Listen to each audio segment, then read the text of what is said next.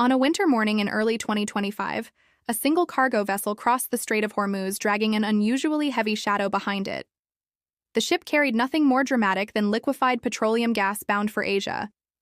But the water it moved through carried something heavier than steel, heavier than oil, heavier than any payload a missile could deliver.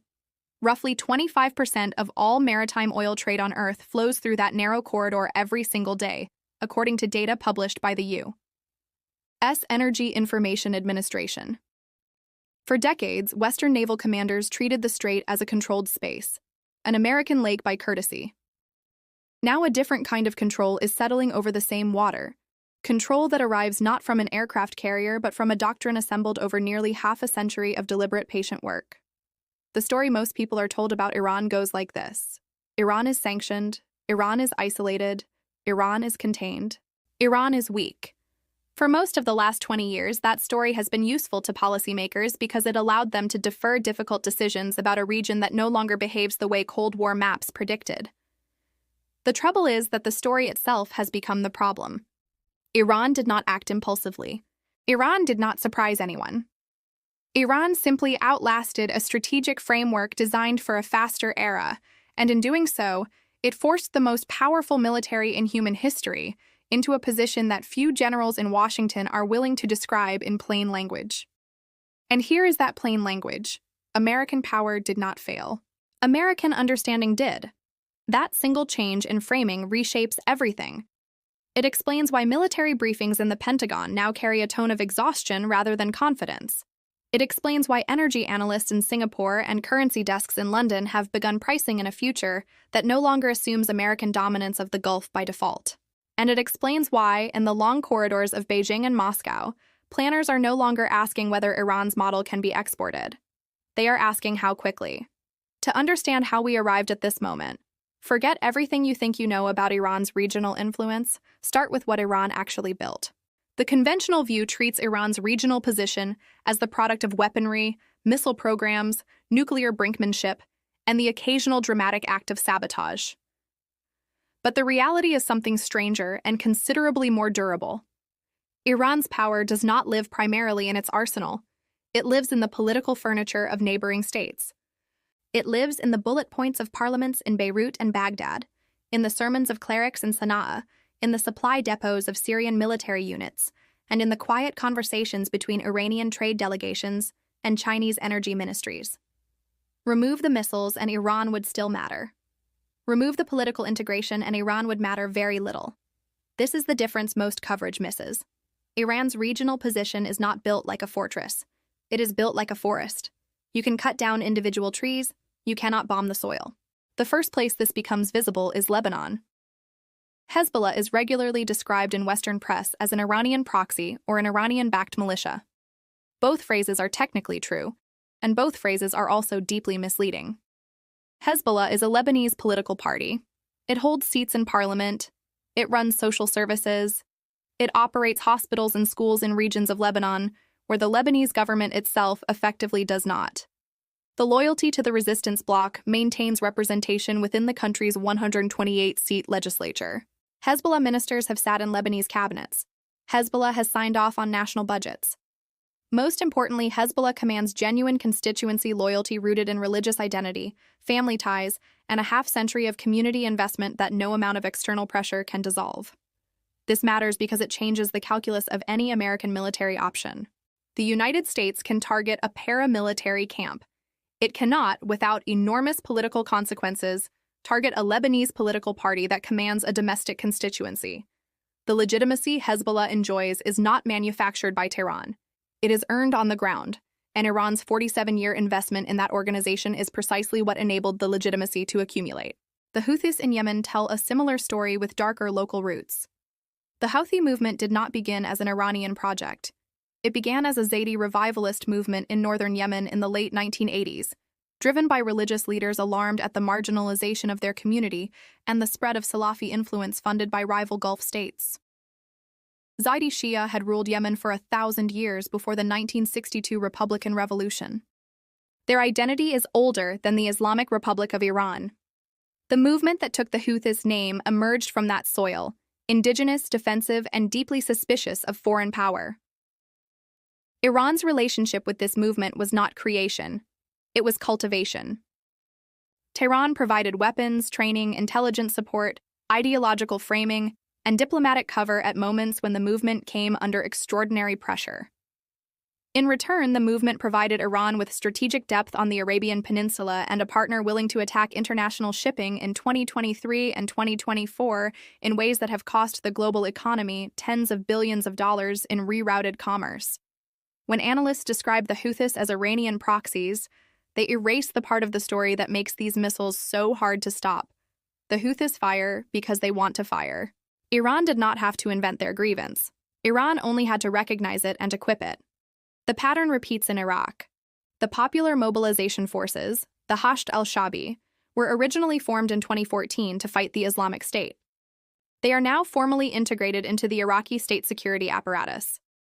Several of the largest constituent groups of those forces owe ideological loyalty to Iran, receive training from Iranian military advisors, and answer in practice to commanders who coordinate closely with Tehran. Yet these same groups operate within the Iraqi constitutional framework. They draw salaries from the Iraqi treasury. They participate in Iraqi politics. They are Iraqi in a way no American campaign planner can wave away. The mistake of treating these networks as disposable assets has produced more than 2 decades of failed Middle East policy. The mistake of treating them as ideological puppets has produced strategic surprise after strategic surprise. The truth lies in between, and the truth is far more difficult to dislodge. Iran has spent 47 years threading itself into the legitimate political, religious, and social structures of countries it does not formally occupy. It has done so with a doctrine that Western defense schools barely teach, because it does not fit neatly into categories like hard power, soft power, or sharp power. Analysts now call it embedded power. Embedded power works differently from the kind of power America is built to project. American power operates at speed, by force, often from offshore, and it assumes that decisive action can reset the board. Embedded power operates at the pace of human institutions. It accumulates through patient negotiation, religious framing, economic integration, intelligence relationships, and the slow construction of trust between people who share neither language nor passport. Embedded power does not announce itself. It does not require dramatic moments. It does not require that any single year produce a memorable breakthrough. It requires only that the work continue. And the work has been continuing since 1979. The institutional architecture of the Islamic Republic was built specifically for this kind of long-horizon competition. The Islamic Revolutionary Guard Corps was founded in May 1979, just months after the revolution. The IRGC's external operations arm, the Quds Force, was structured to manage foreign relationships and cultivate allied movements far beyond Iran's borders. The Supreme Leader System, as imperfect as it sometimes looks in coverage, was designed to maintain strategic continuity across leadership transitions. The Ministry of Intelligence and Security was tasked with cultivating deep relationships in foreign societies. None of these institutions were optimized to win a single war quickly. All of them were optimized to sustain a long one. That strategic choice was not accidental, and it was not cheap. The architects of the new Iranian state looked at the American military in the late 1970s and understood with painful clarity that Iran could never win a conventional arms race. American defense budgets are measured in hundreds of billions of dollars per year. Iran's entire defense budget, even at its peak, does not match a fraction of that figure. American technological capacity, alliance networks, naval reach, and air power overwhelm anything Iran could field head-to-head. The Iranian decision was to refuse the head-to-head fight altogether, both as a tactic and as a strategic posture. Instead, Iran chose the contest it could win. The 8-year war with Iraq, which began in 1980, did not just cost Iran 500,000 lives. It taught Iran's ruling class the foundational lesson of their entire strategic doctrine. Direct conventional war between roughly equal powers produces ruinous costs without producing decisive outcomes. Networks of allied non-state actors, religious movements, ethnic minorities, and sympathetic political factions provide something conventional militaries cannot. They provide depth. They provide alternative routes of attack. They provide places to retreat when the front collapses. They provide intelligence assets that no uniformed army can match. The lesson hardened into doctrine by the end of that war, and the doctrine has not changed since. The 1990s saw the slow marginalization of Iran's reformist current and the consolidation of a security-first political establishment. By the decade's end, Iranian intelligence officers were embedding themselves in the post-Soviet spaces of Central Asia, in the political movements of southern Lebanon, in Shia communities of the Gulf, and in the unsettled politics of post-Soviet Afghanistan. The 2000s saw the institutionalization of these ties into something more durable. Then came the events that Iranian planners could not have engineered, but were perfectly positioned to exploit. The American invasion of Iraq in 2003 removed Saddam Hussein, the Sunni Arab bulwark that had contained Iranian influence since the Iran-Iraq War. Iran did not win the Iraq War. America did. But the political vacuum that followed was exactly the environment in which Iran's religious network, its intelligence services, and its political allies were best suited to operate. Within a decade, Iran's regional map had been fundamentally redrawn. Syria, long an Arab antagonist of the Islamic Republic, became a strategic supply corridor linking Iranian weapons factories in the Levant to Hezbollah's depots in Lebanon's Bekaa Valley. Without Syria, Hezbollah's missile and rocket arsenal could not have grown to the size Western intelligence agencies now believe it has reached. Iraq's security architecture was reshaped by Iranian-linked militias operating inside the Iraqi state. Yemen's Houthis consolidated control of the capital Sana'a and began building a state within a state under external siege. Lebanon's Hezbollah grew from a militant organization into a hybrid political military institution embedded in the country's federal structure. Each development on its own was significant. Together, they produced something more powerful. They produced redundancy. Iran's position no longer depends on any single country. One partner collapsing or being pressured does not destroy the network. The system absorbs losses. This is the architecture analysts in Washington have struggled to describe, because the language of national security is not built to recognize systems that survive the loss of their parts. What makes that architecture nearly impossible to dismantle is deeper than any of its components. 5 characteristics of Iran's strategic position deserve to be understood separately, because each one defeats a different American instinct. First, this is power with local legitimacy. The argument that Hezbollah, the Houthis, and Iraq's popular mobilization forces are simply Iranian creations is not just wrong. It is strategically dangerous. American military action against these groups means American military action against constituencies, against voters, against religious institutions, against social welfare networks. It is not the same as attacking a weapons cache. It is closer in nature to declaring an opinion war on a significant slice of the Arab world's Shia population. Second, Iran's economic integration cannot be reversed from the outside. The 2021 China-Iran 25-year strategic agreement, the ongoing expansion of Russian-Iranian trade in everything from oil to drones to advanced military components, the steady growth of intra-regional commerce through the Persian Gulf, the Caucasus, and Central Asia, all of these have produced what sanctions analysts call redundant economic architecture. The American sanctions regime still hurts Iran. It no longer threatens Iran's strategic autonomy.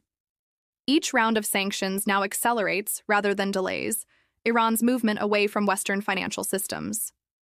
Third, Iran's information position is structural, not tactical.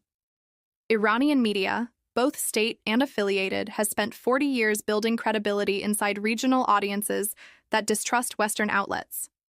Iranian narratives about Palestine, about American intervention in Iraq, about Israel, about the wars of the 2000s, align with the lived experience of many of the people hearing them. You cannot out-narrate a story that matches what a population remembers. Fourth, Iran's military capability imposes real cost. The missile program, the drone fleet including the famous Shahed series design, the naval integration with proxy forces in the Gulf, the direct attack on Israel in April 2024, which forced a multi-front Israeli response. These are not theoretical threats. They are demonstrated capabilities. Any American administration contemplating major military operations against Iranian interests must now reckon with the damage Iran and its partners can inflict, and on a timescale faster than American mobilization. Fifth, and most importantly, time itself is on Tehran's side. Every year that these networks deepen, every year that economic ties with China and Russia grow, every year that local populations become more accustomed to Iranian presence and less trusting of American protection, the strategic balance shifts another fraction of a degree.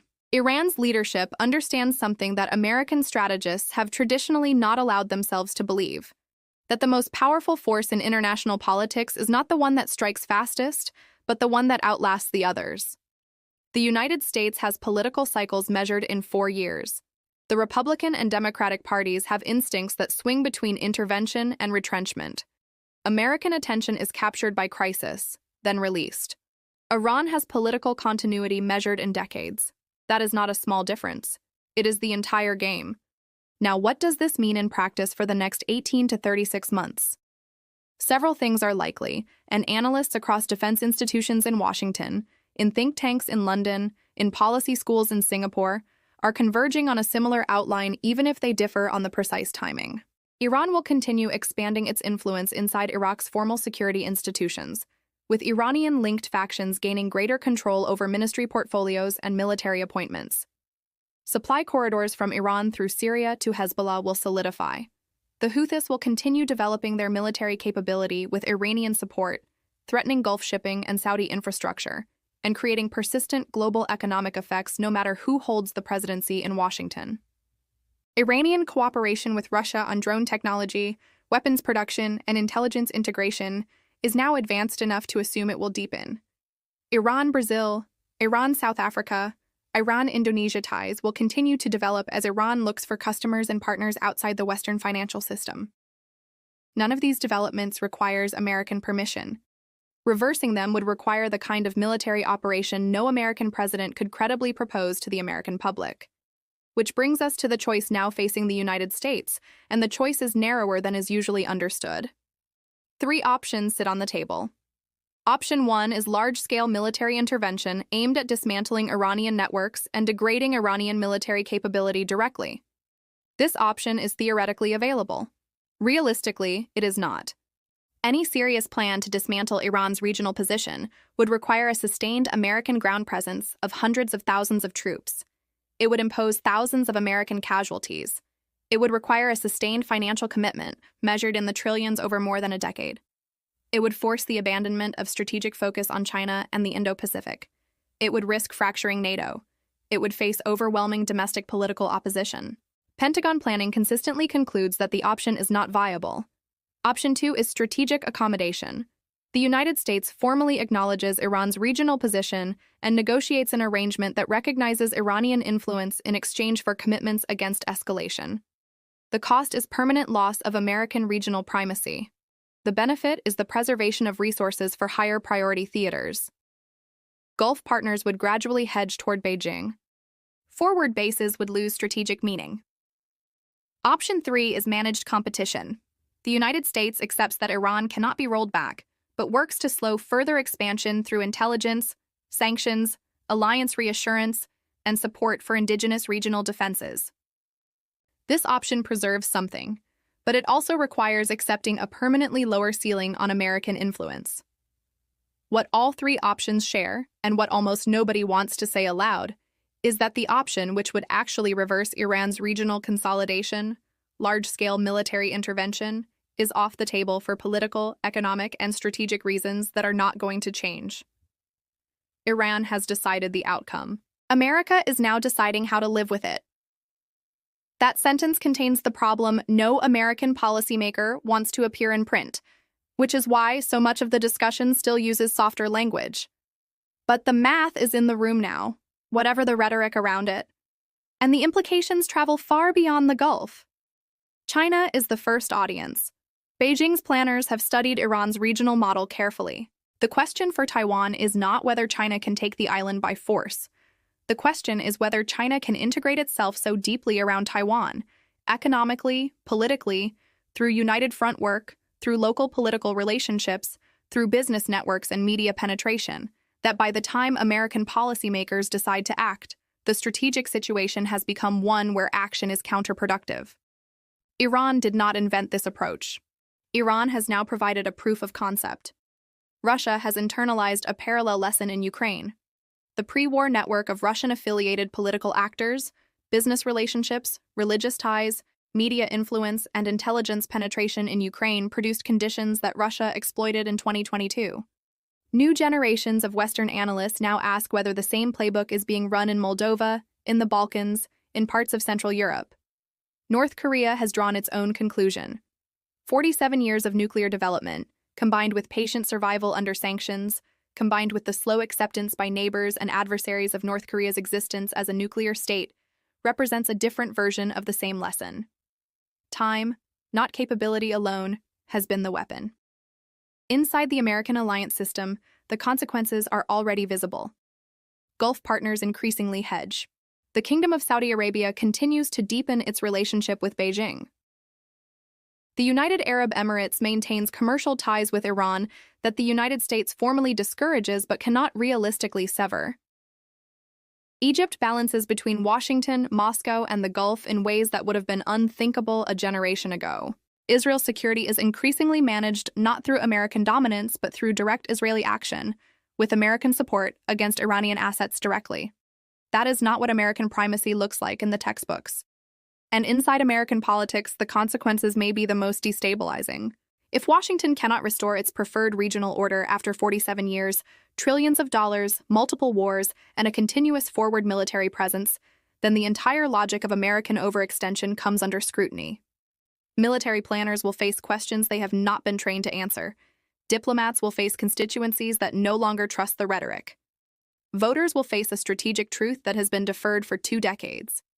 And yet the lesson the United States most needs to learn is not about Iran specifically. It is about power itself. American power is real. American military technology is unmatched.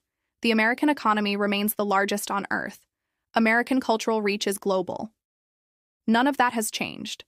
What has changed is the recognition that none of it provides an automatic answer to adversaries who operate on different timescales and through different mechanisms. American power operates through speed, scale, and direct confrontation. Iranian power operates through patience, integration, and institutional permanence.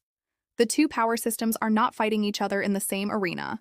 They are fighting each other across 2 arenas, where the rules are different, where the clock runs at a different speed, and where the final score is determined by which side shows up still standing when the other side runs out of patience. For most of the Cold War, the United States won that kind of contest by default, because American institutions, despite their 4-year cycles, retained strategic coherence across decades. Democrats and Republicans disagreed about tactics, but they generally agreed about the destination. The bipartisan consensus that supported containment of the Soviet Union held for 40 years, despite enormous domestic upheaval, because the threat was understood and the strategy was documented. That bipartisan consensus on the Middle East has frayed. The next administration inherits an Iran that has already secured its position. The administration after that inherits the same Iran, deeper in the same networks. The administration after that inherits an Iran whose regional influence compounds without requiring any dramatic new action. This is what strategic analysts mean when they use the word irreversible. To reverse Iran's position would require America to develop its own form of patient, multi-generational strategic thinking. It would require the United States to think in 50-year horizons rather than 4-year election cycles. It would require institutions that retain strategic coherence across leadership transitions. It would require a sustained national conversation about what the country wants from its Middle East presence, conducted not in crisis mode but across decades. This is extraordinarily difficult for any democracy. Democratic systems are deliberately designed to absorb political change. They are not designed by their nature to sustain a single strategic vision across the half-century it took Iran to reach this point. Authoritarian systems can impose strategic continuity because they suppress political contestation. Democratic systems reflect political contestation. The challenge for the United States in the next generation is whether it can build institutional forms capable of producing patient, coherent strategy without sacrificing the political openness that gives American power its moral authority. That question will define global competition for the next 30 years. And it is a question that does not only concern Iran. It concerns every rival power that has watched Iran's slow accumulation of regional weight and concluded, in the privacy of their own strategic planning, that patient integration is more effective than direct confrontation. Iran waited 47 years. What comes next is largely already written. But the United States has not yet fully absorbed what it is reading. In a small office in Tehran, in a Ministry of Intelligence building that has existed in some form since the early days of the revolution, There are planners who began their careers when their American counterparts were still in graduate school. They have outlasted 9 American presidents. They have watched sanctions regimes rise and fall. They have watched American strategic attention jump from their country to Iraq, to Afghanistan, to the war on terror, to China, to Russia, to Ukraine, to the Indo-Pacific, and back again. They have watched American priorities shift while their own did not. They did not win by being stronger than America. They won by being more patient than America, and by understanding that power, in the end, is not what you can build in a single presidential term. It is what you can hold through 10 of them. What comes next, then, is not an event. What comes next is a continuation.